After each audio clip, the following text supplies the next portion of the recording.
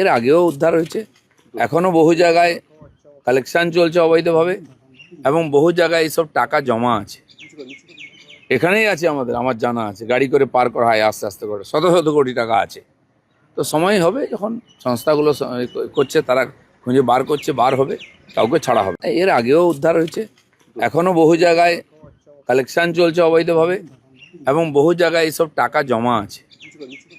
এখানেই আছে আমার জানা আছে, গাড়ি করে পার করা হয় আস্তে আস্তে করে, শত শত কোটি টাকা আছে। তো সময় হবে যখন সংস্থাগুলো করছে, তারা খুঁজে বার করছে, বার হবে, কাউকে ছাড়া হবে। এর আগেও উদ্ধার হয়েছে, এখনো বহু জায়গায় কালেকশন চলছে অবৈধভাবে এবং বহু জায়গায় এইসব টাকা জমা আছে। এখানেই আছে আমার জানা আছে, গাড়ি করে পার করা হয় আস্তে আস্তে করে, শত শত কোটি টাকা আছে।